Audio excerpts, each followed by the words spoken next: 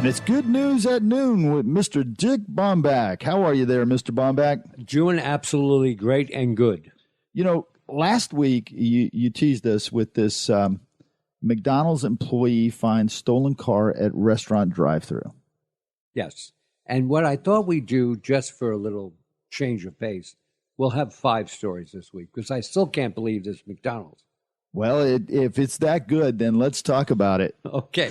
This happened in Kennewick, Washington, and a 22-year-old Catherine York was driving a Virginia-made stolen Toyota SUV.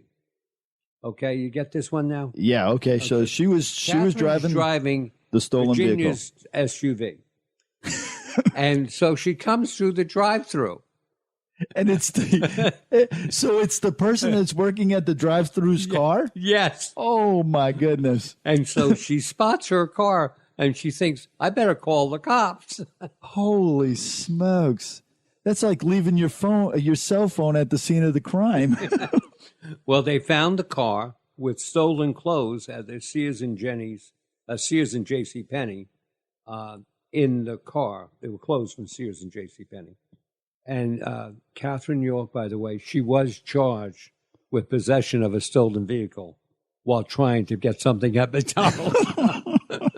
I just thought, that's a pretty funny one.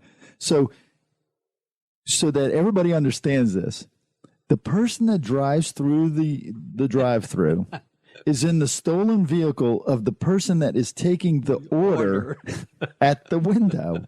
Yeah. You know, it just doesn't get any better than that. Hello, that's my car. Hi, here's your Big Mac, but that's my car. Yeah. Oh, my goodness. Okay, so the first one that was a good one, by the way.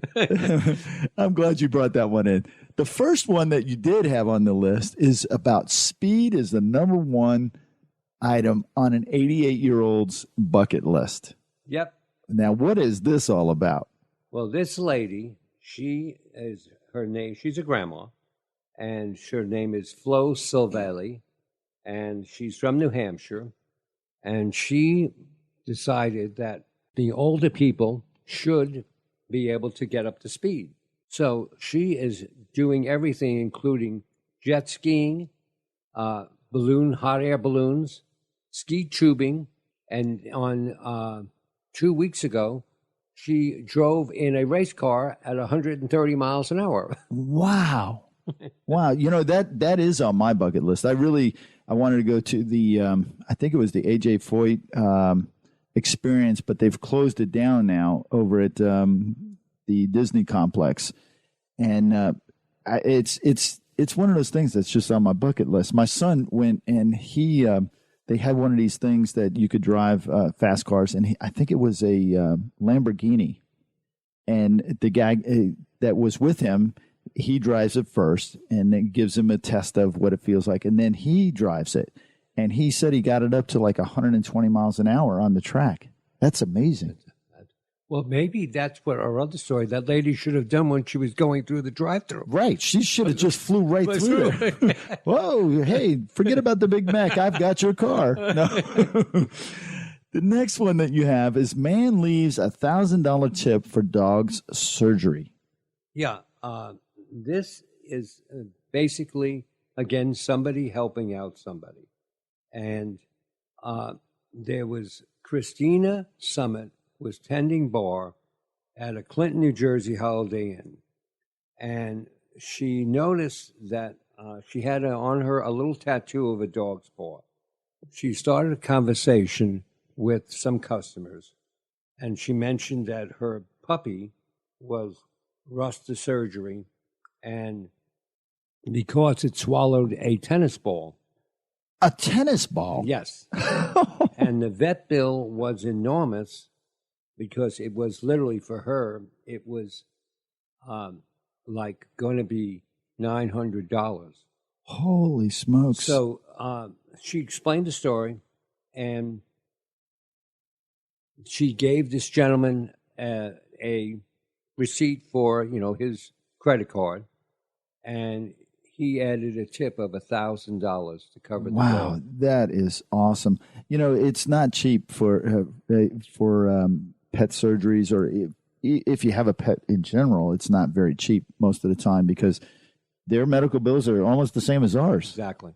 It's $1,000. And this gentleman did not want to be identified. Wow. And where was this at? This was in Clinton, New Jersey. I'm going to have to go there. The next one you have for us is surprise. Stranger captures sweet sidewalk proposal in magical photos. Yeah, this was a couple, Elan Spicer and Corin Lockwood. They were visiting New York City, and he was going to propose to her. And his plan was to propose on the observation deck at Rockefeller Center, but rainy weather stopped that. So he took a ride to Central Park, and he decided in a carriage to do it there. But because of the rain, the carriage said, sorry, we can't go. So everything was going against this guy, and except that there was a lady who was watching everything, and suddenly this guy, Spicer, decided to go down in one evening in the pouring rain, propose to her, and she took a picture, posted it on Facebook, and people are now sending them wedding gifts. Wow. And this is all in New York. All in New York. Only in New York. Only in New York, right. That's a good story. The next one you have is about scrap metal dealer's flea market find turns out to be missing Fabergé egg. Fabergé egg. Yes, this happened in London, and an antique dealer.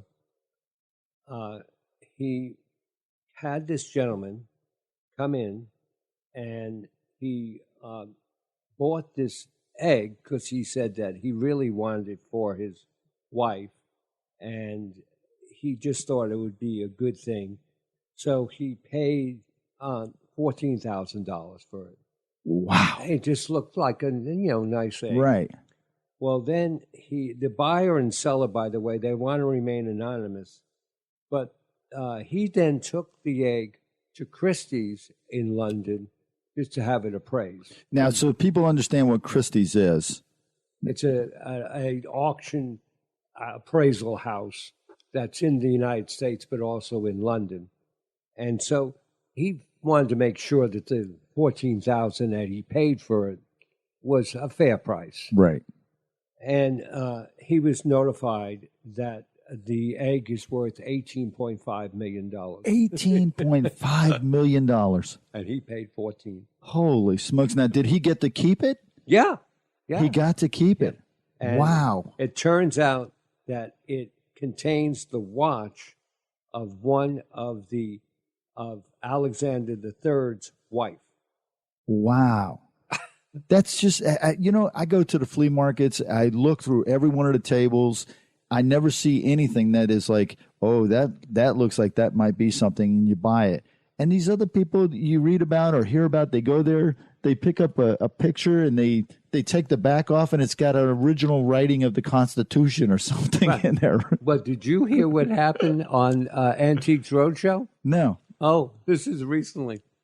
This person came in and showed a model of a head, all different forms of a head. And so it was appraised at $50,000. And Antiques Roadshow has put up a correction. It turned out to be made in somebody's high school for $300. Oh, my goodness. Oh, man, what good news. Well, that's it. That's all the stories we got today, and that has been Good News at Noon with Mr. Dick Baumbach.